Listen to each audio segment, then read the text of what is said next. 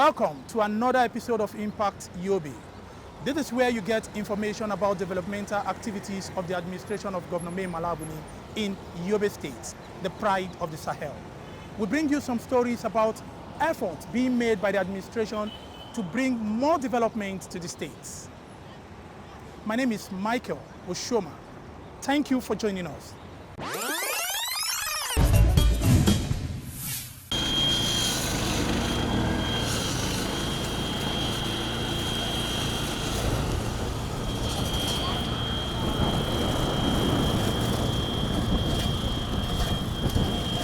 Damaturu, the state capital, is not spared by the devastation caused by flooding across Yobe State. The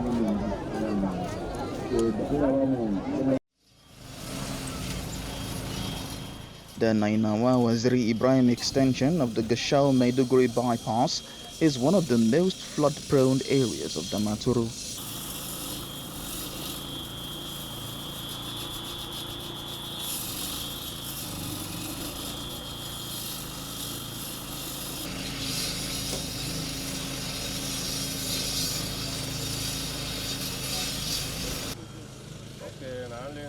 A section of the road has been damaged by flood, making smooth flow of traffic difficult and putting the culvert constructed over the stream at the risk of collapse.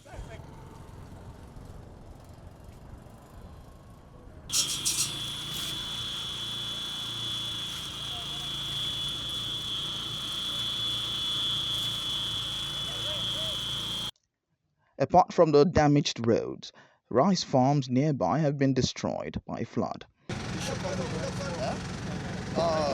covered a bit. Okay. Where's that videos? Yeah? That videos.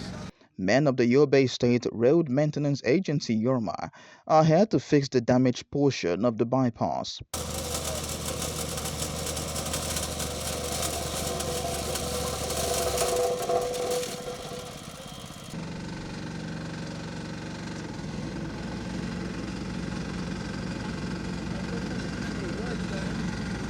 If they reach here, so they don't used to maneuver. The site they engineer, used to pass, Abdusalami Abdulhadi, smoothly. explained the sort of So- intervention carried out by the agency to fix the bad portion. After this earthwork, we are going to do our stone base. Yeah. So after the stone base, we are going to do our priming, and then asphalt will follow. By 1 week time or 10 days, we will assure people that they will use this road, inshallah. So we are working at Potiskum Road, behind they call it Teshan Tipa. Yeah, we are working there. We already finished with the earthwork and the stone base. We even prime it, so we are waiting for the asphalt. Just the material, but we are working on Katarko Goneri. That at that side we finished with the retaining walls. We finished with the earthwork. We even prime some areas, so we are waiting for asphalt.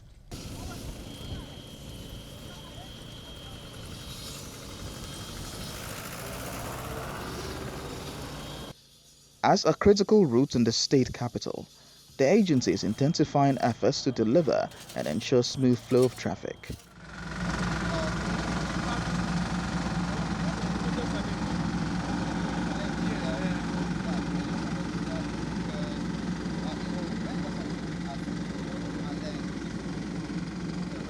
We normally embark on this. The general manager of Yorma, Tijani Hamisu, said it is part of 11 critical roads earmarked for repairs in its Operation Zero Potholes initiative across the state. Rainwater is a weak acid.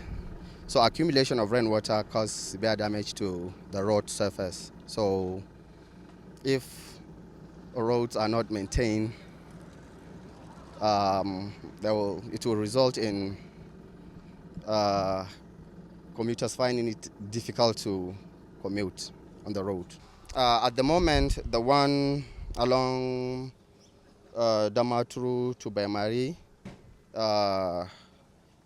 is in progress. On this road, there is severe damage on this portion of the road, and then it is mainly caused because of flood. So that is why we're here, to repair the road, because people commuting on this road as often you know, well, good road network. When you have a good road network, people can commute easily. And whereas when you have a bad road network, it will result in people will find it difficult to commute, and then it will be expensive for them to commute on that road. We just finished artwork. We are just on the process of the final compaction. So after the compaction, then we'll just come and lay asphalt, which is the final work on the road surface. He noted that the flood disaster ravaging the state has caused a severe infrastructure collapse, but the administration of Governor Mai Mala-Buni has taken drastic measures to curtail the attendant hardship on the people. After the creation of this agency, he has assisted, he has done everything to ensure that we have performed and we meet up to our mandate. So I will commend the administration of His Excellency Governor Mai Mala-Buni for creating this agency, because it has improved service delivery. We've executed a lot of projects since the creation of Yobe State Roads Maintenance Agency in 2021. We've repaired Damaturu to Buniadi Road. We did Kotorko to Goneri Road. Did Bayamari to Yunusari Road.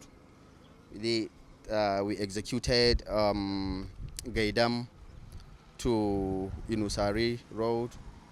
Gaidam to Garingada along Mainisoroa Road. Potiskum Township Road. Unguru Township Road. Damaturu. Here we are, Damaturu Township Road. So, but this exercise, as I told you earlier, that we just started in Damaturu is called Zero Potholes in Yobe. It's an exercise to ensure that we eliminate all the potholes on the Yobe State roads. The timely intervention in repairing the roads and bridges damaged by flood across the state have brought hope for the people in the face of disaster.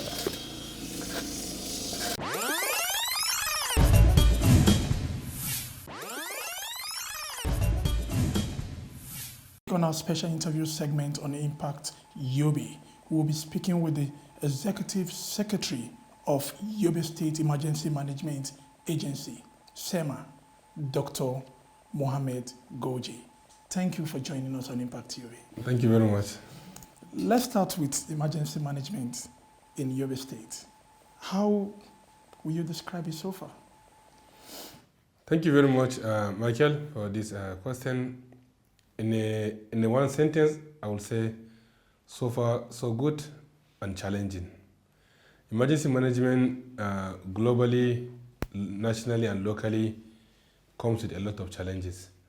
Looking at the dynamics of things that happen over the years, especially starting with the COVID-19 pandemic, which has hindered all sectors, and going into the climate change issues and the flooding globally, it has affected the response to emergency management, and this has to do with the experience before and how things are at the moment and why we need to change the narrative in terms of response.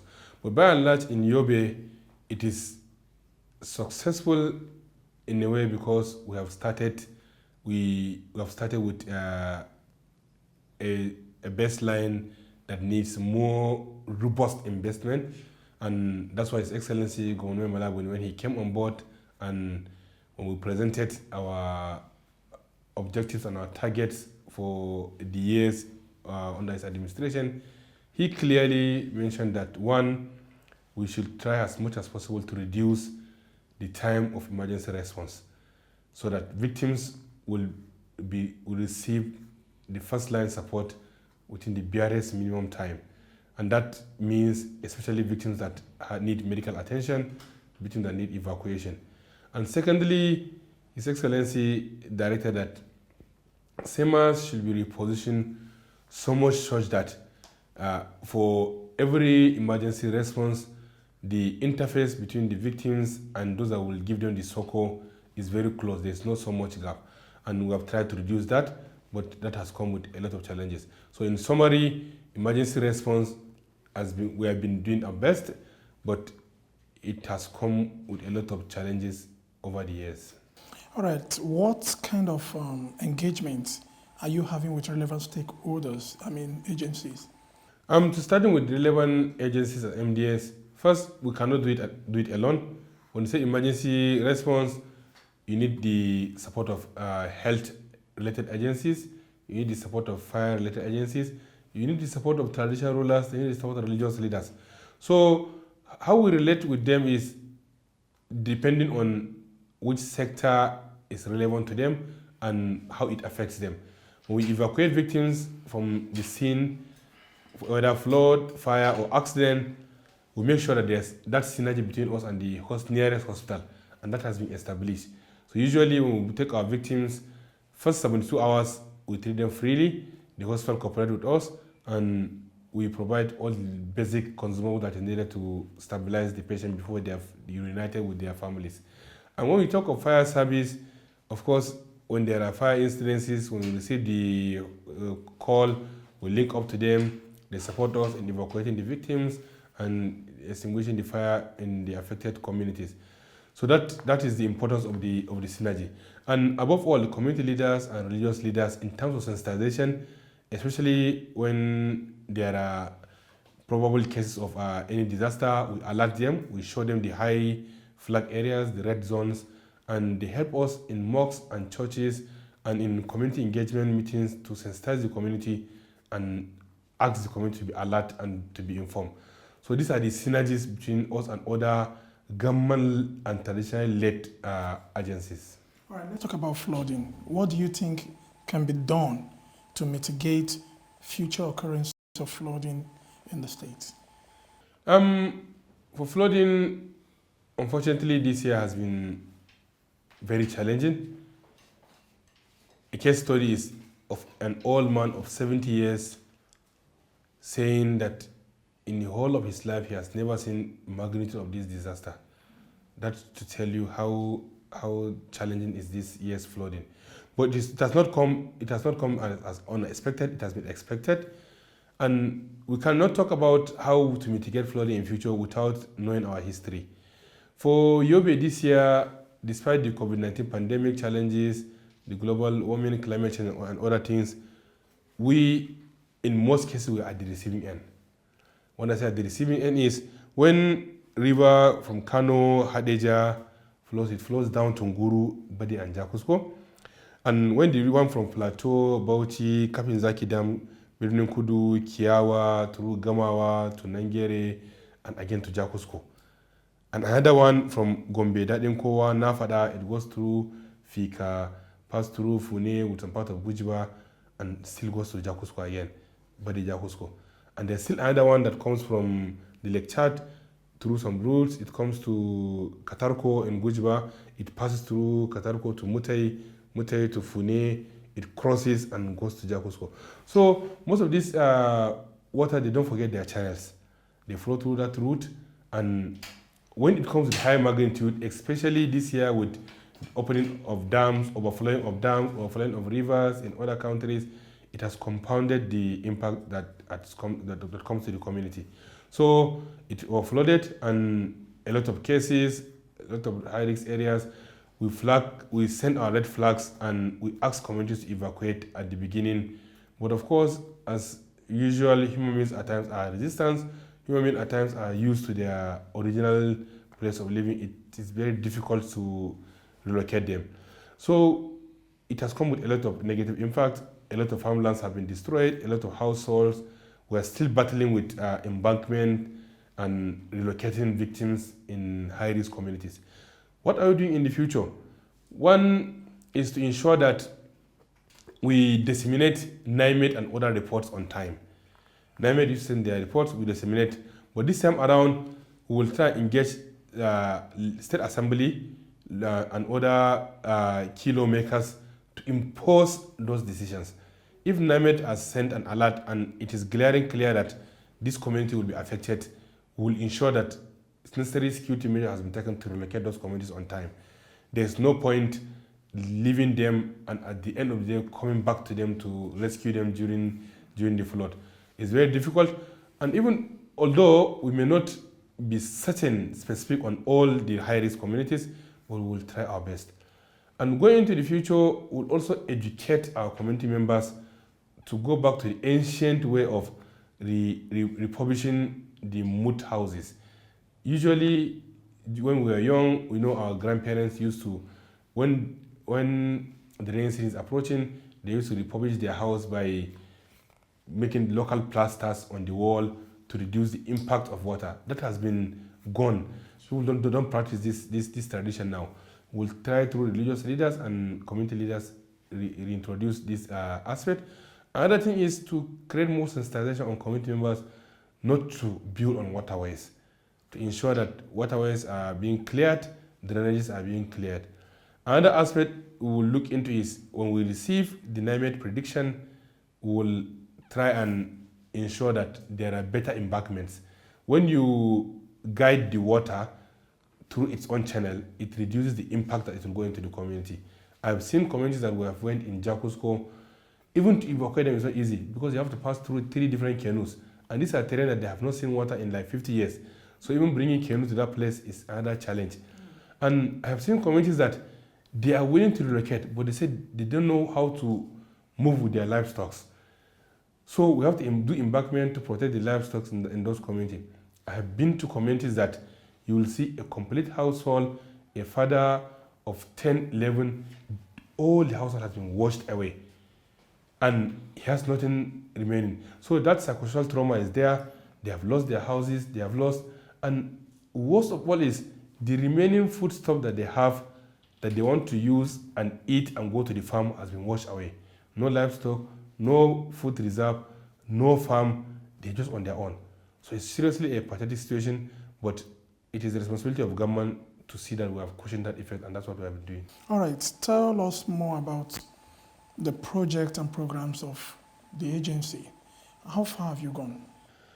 When we came on board as directed by His Excellency Mai Mala-Buni, he asked us to expand and provide the enabling environment for partners to come and operate. And that's what we have been doing. Every month we meet with partners. We had a partner coordination meeting alongside with OCHA. All UN and INGOs will come, we meet and we review our programs. Most importantly, we ask them to key into the priority of His Excellency Mai Mala-Buni in terms of health and education. So far, there have been tremendous success. Partners are key into the priority of government. They've been sharing their reports. We've been monitoring their implementation. But some of the success stories are the health centers that have been constructed through our partnership with some of our partners, primary schools that have been constructed in partnership with the state government and some of our partners, and above all, the food security response we used to have through WFP, FAO, coordinated by UN, OCHA, and Action Against Hunger. This has really reduced the burden on government. During the flood season, it is so overwhelming, but when we reach out to them, they key into the government priority. If we are responding to 1,000 households, they will look at the gap and they will key into the gap in terms of wash, in terms of NFIs, in terms of food items. So this has really helped in closing and cushioning the effects of flood and other disasters. Another thing partners do in the state, as led by the state government, is in terms of ensuring that their projects are tailored towards the mandate and vision of the government. They come with projects, they come with their ideas, but we tell them these are our priorities. And we're happy that most of their projects are not cast in stone. They review it and we look at it. But it comes with challenges. For instance, now, there are places that partners want to take food items, but the bridge has been cut off by flood. So this will delay service delivery to the affected person. But when His Excellency visited one of the flood scene in Jumbam, because of no access road, he used chopper to fly to that community, commiserate with them. We lost like 10 persons in both mishap, and he immediately directed that alternative routes should be provided. There's no reason to leave people inaccessible to life-saving services. So these are the relationship we have with them, and they have been cooperating, and we hope to strengthen more despite the challenges and limited resources globally. All right, how does the agency cater for the people living with disability in the States? For us, we always prioritize persons living with disability in all our responses. For instance, now in the flooding response, when we go for data collection, we ask that our team should prioritize persons living with disability. When we go for evacuation, we prioritize women, the elderly, pregnant mothers, and persons living with disability. And there are projects that come specifically tailored towards persons living with disability. Like for instance, the federal government stipends that were given to certain households across all the states. In Yobe, we prioritize persons living with disability. But that is not enough. It's not enough in the sense that the needs are so enormous. So going into the future, we are looking at how we can conceptualize some of our partners to come up with projects that will specifically target persons living with disabilities among returning IDPs. Persons living with disabilities with low socioeconomic status, and persons living with disabilities that are on the street, that are begging. How can we help them, empower them, and so much such that they will see ability in their disabilities? There are a lot of supports that we receive, like from Red Cross in terms of supporting those that have lost their arms, and from Office of the National Security Advisor to support those that were affected by IEDs and lost one or two of their limbs. So, but these opportunities can only come if the government has provided the enable environment and open up for the partners to come and do. And this is what we have been doing over the years, and it's yielding result. So we'll keep doing it, and we ensure that they have been given the priority they deserve. All right, tell us more about the collaboration between the agency and development partners. For development partners, UN are coordinated by OCHA, just like SEMA is coordinating all the partners technically. Most importantly, in Yobe, we have Ministry of Humanitarian Affairs, which is the mother ministry, and that has shown the willingness of His Excellency to give partners the room to operate. So we are consistent in our monthly review meetings, and it's not just a tea and walk away meeting. It's a meeting that we technically review what have you done, how far have you gone, and quarterly they send in their reports. We analyze the report, we share the dashboard. These partners are implementing social projects in social communities.